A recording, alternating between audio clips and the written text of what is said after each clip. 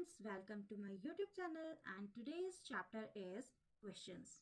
As we have already done some questions in our tenses, but we had not discussed about the type of questions. So let's start our chapter. We have two types of questions. One is direct question, second one is indirect questions. अब ये direct question क्या होता है और indirect question क्या होता है इसे हम समझेंगे. डायरेक्ट क्वेश्चन वो होते हैं जिसमें हम सीधे सीधे किसी से क्वेश्चन पूछते हैं जिसका एक पर्टिकुलर आंसर होता है, यानी कि एक आप जब भी किसी से क्वेश्चन पूछ रहे हैं तो वो आपको सामने से क्या करता है, उसका आंसर करता है. और ये क्वेश्चंस जो होते हैं हमारे, वो स्टार्ट होते हैं with the help of WH words. यहाँ पे हमारे सारे क्या होंगे, WH वर्ड्स होंगे, जैसे what, why, who, which, how, where, whom, whose, whoever, whatever. So such kind of words could be seen in direct questions जो आते हैं हमारे क्वेश्चन वन की कैटेगरी में. क्वेश्चन वन टाइप क्वेश्चंस जिनको हम डायरेक्ट क्वेश्चन कहते हैं. इन क्वेश्चंस का एक पर्टिकुलर आंसर होता है. और दूसरे होते हैं हमारे क्वेश्चन टू जो होते हैं हमारे इनडायरेक्ट क्वेश्चंस. ये हमने अपने टेंसेस में करे हैं, इनको हमने पहले ही किया हुआ है, जो कि स्टार्ट होते हैं हमारे with the help of helping verb और सपोर्टिंग वर्ब. तो इन दोनों क्वेश्चंस में अंतर क्या होता है, what is the difference between both of the questions.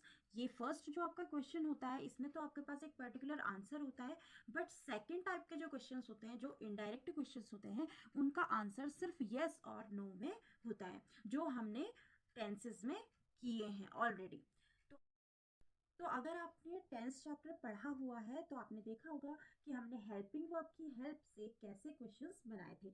उसमें हमारी हेल्पिंग वर्ब आगे आ जाती है और रेस्ट ऑफ द सेंटेंस पीछे चला जाता है, जिसका कोई भी पर्टिकुलर आंसर नहीं होता है और हम उनका आंसर करते हैं ओनली येस और नो की हेल्प से. तो इन दोनों में डिफरेंस बस इतना ही है कि जो हमारे फर्स्ट क्वेश्चन होते हैं वो हम बनते हैं हमारे WH वर्ड की हेल्प से, जिसमें हम WH वर्ड को सबसे आगे पुट कर देते हैं.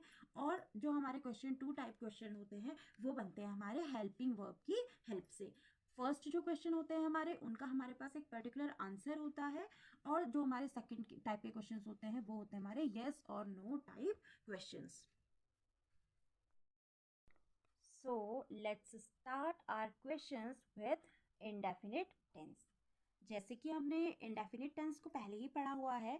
indefinite tense अगर हम प्रेजेंट में बात करें तो उसका जो कंस्ट्रक्शन होता है वो होता है आपका subject, verb first form, then object. और ये जो वर्ब फर्स्ट फॉर्म होती है ये आती है हमारी अकॉर्डिंग टू द सब्जेक्ट. ये हमने ऑलरेडी डिस्कस किया हुआ है अपने टेंसेस में. तो अगर किसी को भी कंफ्यूजन है कि वो फर्स्ट फॉर्म को हम सब्जेक्ट के अकॉर्डिंग कैसे डिवाइड करेंगे तो वो जाकर चैप्टर को एक बार देख लें. तो फर्स्ट फॉर्म के बाद आ जाता है ऑब्जेक्ट.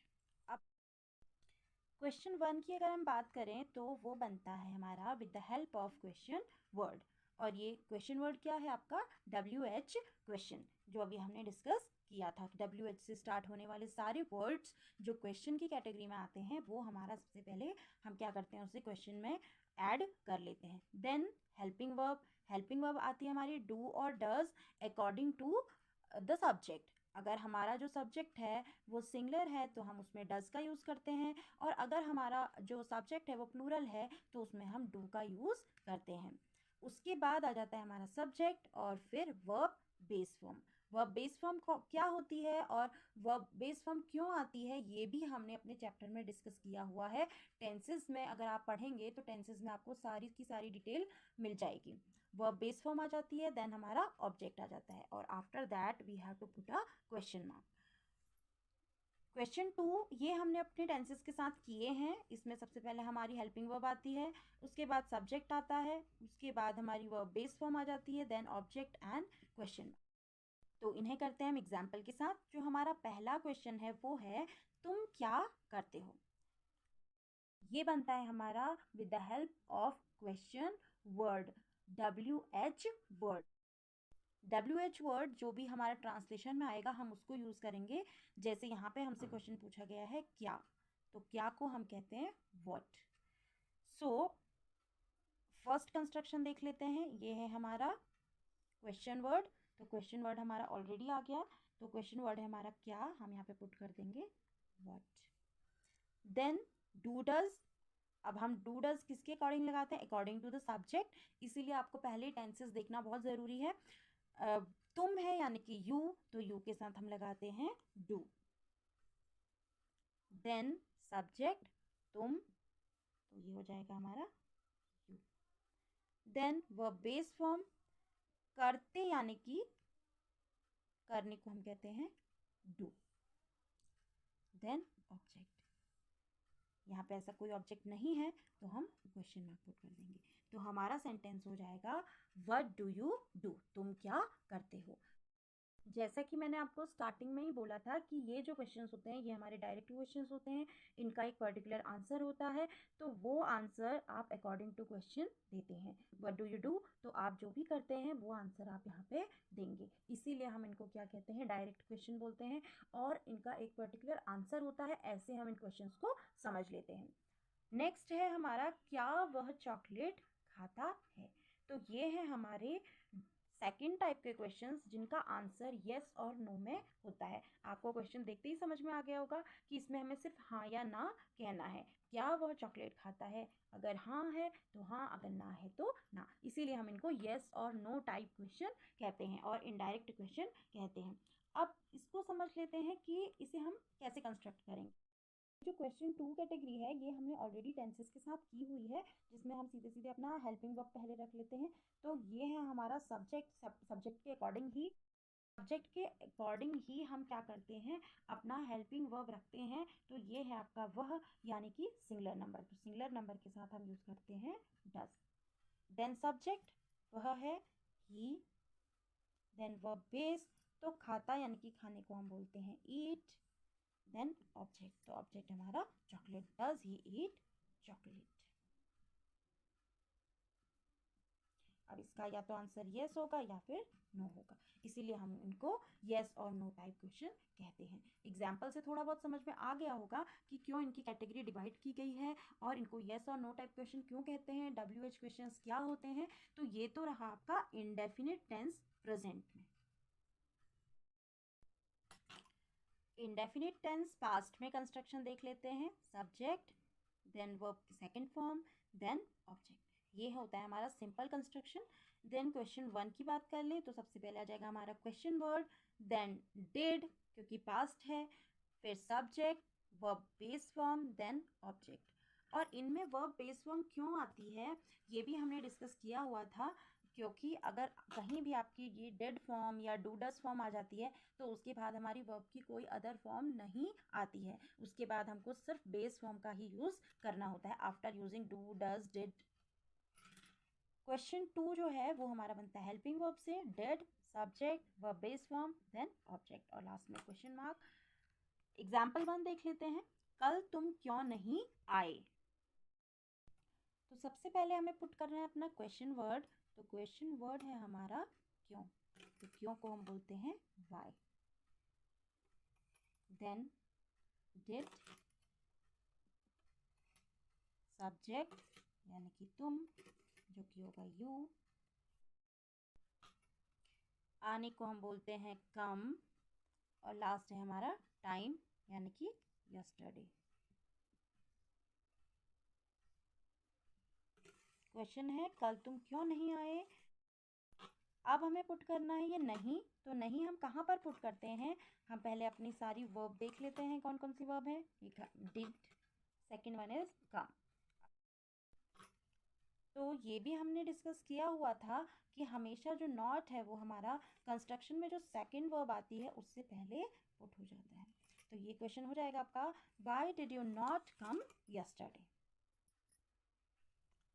सेकेंड है आपका एग्जाम्पल, क्या तुमने अपना काम कर लिया, येस और नो टाइप क्वेश्चन है, हाँ कर लिया है और ना नहीं किया है, सिंपल। तो इसका जो कंस्ट्रक्शन होता है वो होता है हमारा, सबसे पहले हमारा डिड आ जाता है, देन सब्जेक्ट तुमने यानी कि यू, देन वर्ब बेस काम करना यानी कि डू, लास्ट ऑब्जेक्ट, सेंटेंस में जो जो बचा हुआ पार्ट है, क्या तुमने अपना काम कर लिया है, तो यहाँ रह गया है हमारा अपना काम, अपना काम यानी कि योर वर्क। क्वेश्चन हो जाएगा, क्या तुमने अपना काम कर लिया? Did you do your work? Future में देख लेते हैं, subject, will shell, verb based form and object, ये सिंपल कंस्ट्रक्शन होता है। और क्वेश्चन 1 जो है हमारा, उसमें सबसे पहले क्वेश्चन वर्ड आ जाएगा, then will shall, then subject, then verb based form, then object. Question 2, will shall plus subject plus verb based then object. तो एग्जाम्पल देख लेते हैं, आप बीजेपी को वोट क्यों देंगे? क्वेश्चन 1 है तो क्वेश्चन वर्ड आ जाएगा, यानी कि क्यों। क्यों को हम बोलते हैं why। देन विल शैल, आप यानी कि यू, तो यू के साथ हम विल यूज करते हैं। इसकी भी सारी डिटेल आपको फ्यूचर इंडेफिनिट टेंस में मिल जाएगी कि विल कहाँ यूज होता है, शैल कहाँ यूज होता है। देन सब्जेक्ट, आप यानी कि you. Then verb based form and object, तो वर्ब है इसका वोट देना, तो वोट देने को हम वोट भी लिख सकते हैं और गिव वोट भी लिख सकते हैं। तो वोट अपने आप में एक वर्ब भी है, तो हम यहाँ पे वोट का यूज कर लेते हैं। देन ऑब्जेक्ट, ऑब्जेक्ट हो गया हमारा बीजेपी। क्वेश्चन बन जाएगा, why will you won't BJP? दूसरा एग्जाम्पल देख लेते हैं, क्या आप ऑफिस के बाद बाजार जाएंगे? तो यस और नो टाइप क्वेश्चन है, हाँ या ना। तो इसमें देख लेते हैं, सबसे पहले आ जाता है हमारा विल शैल, तो विल शैल आता है अकॉर्डिंग टू द सब्जेक्ट, तो सब्जेक्ट है हमारा आप यानी कि यू, तो इसमें आ जाएगा हमारे यू के साथ यूज होता है विल। देन सब्जेक्ट, आप यू। वर्ब बेस, जाना, जाएंगे, उसे हम बोलते हैं गो। देन ऑब्जेक्ट, जितना भी बचा हुआ पार्ट है उसको हम ऑब्जेक्ट में डाल देंगे। क्या आप ऑफिस के बाद बाजार जाएंगे? तो ये है आपका पूरा का पूरा rest part. Will you go बाजार यानी कि मार्केट, ऑफिस के बाद, आफ्टर ऑफिस। अगर आपको मेन कंस्ट्रक्शन पता है यानी कि टेंस पता है, तो आपको कोई भी क्वेश्चन बनाने में दिक्कत नहीं आएगी।